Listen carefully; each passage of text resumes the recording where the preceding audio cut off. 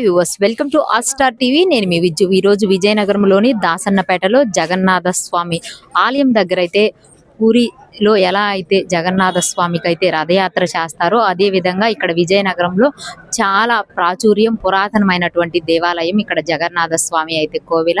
మరి అక్కడ రథయాత్ర అయితే ఇప్పుడే ప్రారంభమవుతుంది. దాని యొక్క విశేషాలు ఇక్కడ ఉన్నటువంటి భక్తులను అయితే అడిగి తెలుసుకుందాం రండి. దాసన్నపేట ఆలయంలో శ్రీ శ్రీ జగన్నాథ స్వామి ఆలయం అతి పురాతనమైన ఆలయం.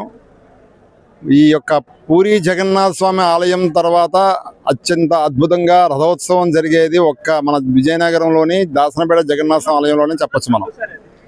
ఎందుకంటే ఇది అతి పురాతనమైన ఆలయంగా చెప్పచ్చు. మన పూసపాటి వంశస్థులు దీన్ని నిర్మించారని చెప్తారు. వాళ్ళే ధర్మకర్తలు, వంశపాల ధర్మకర్తలు కూడా వాళ్ళే. అంతేకాకుండా ఈ జగన్నాథ స్వామికి మనం ఏది కోరుకునే వరమాలు ఇచ్చే జగన్నాథుడిగా మనం చెప్పచ్చు.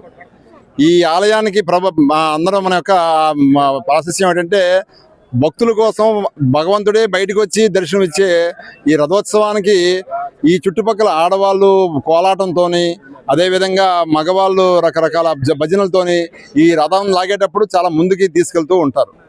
అంతేకాకుండా ఈ రథోత్సవం జరిగేటప్పుడు చిన్న పెద్ద పిల్లలందరూ కాకుండా ఎంతో జై జగన్నాథ అంటూ ముందుకు తీసుకెళ్తూ ఈ కాపు వీధి, అదే నాగవంశ వీధి, మన యొక్క యాత వీధి, గొల్ల వీధి, నవాపేట, జమ్ము, పడాలపేట ఈ ప్రాంత గ్రామాల నుంచి అందరూ కూడా వేలాదిగా భక్తులు వచ్చి చేస్తారు. ఈ జగన్నాథ రథయాత్ర తర్వాత పిల్లలందరూ కూడా సామాన్లు కొనుక్కొని చాలా ఎంజాయ్ చేస్తూ ఉదయం ఈ రోజు రాత్రి అంతా జరుగుతుంది. తర్వాత మారు రథయాత్ర కూడా ఈ నెల 24న జరుగుతుందండి.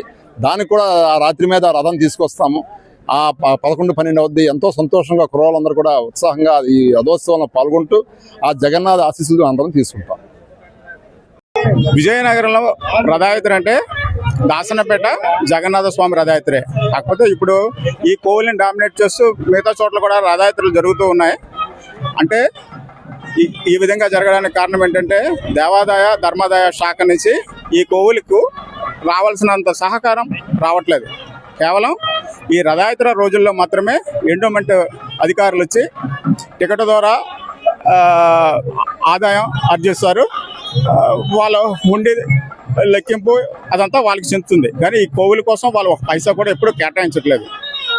ముఖ్యంగా ఈ దాసన్నపేట చుట్టుపక్కల ఈ సింగపూర్ సిటీ ఇలాంటి గ్రేటెడ్ కమ్యూనిటీలో ఒరిస్సా నుంచి వచ్చిన వాళ్ళు వీళ్ళందరూ ప్రతిరోజు స్వామివారి సన్నిధిలో సత్సంగం ఏర్పాటు చేసి ఈ కోవిల డెవలప్మెంట్కు గత 2 సంవత్సరాలుగా ఎంతో కష్టపడుతున్నారు.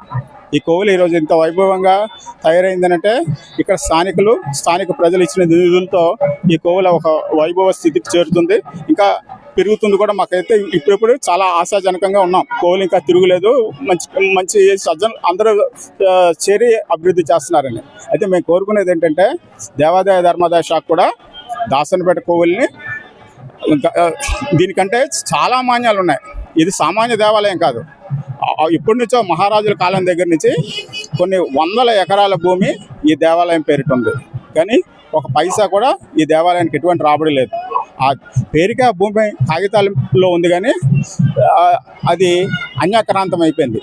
ఇకనైనా దేవాదాయ ధర్మదాయ శాఖ అధికారులు, ఎండోమెంట్ అధికారులు ఆ భూముల మీద ప్రత్యేక దృష్టి పెట్టి ఈ దేవాలయాన్ని అభివృద్ధి చేస్తారని ఈ రథయాత్ర సందర్భంగానైనా వారు గుర్తుంచుకొని వాళ్ళకి నేను కోరుతున్నాను.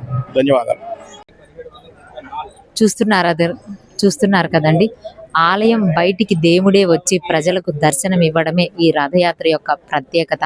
అలాగే ఇక్కడ ఉన్నటువంటి చుట్టుపక్కల గ్రామాల నుంచి వచ్చి దేవుణ్ణి దర్శించుకుంటూ చాలా కోలాహలంగా అయితే ఈ రథయాత్ర అయితే కొనసాగుతుంది అని అయితే భక్తులు అయితే తెలియజేస్తూ ఉన్నారు. R star TV, Vijayalakshmi.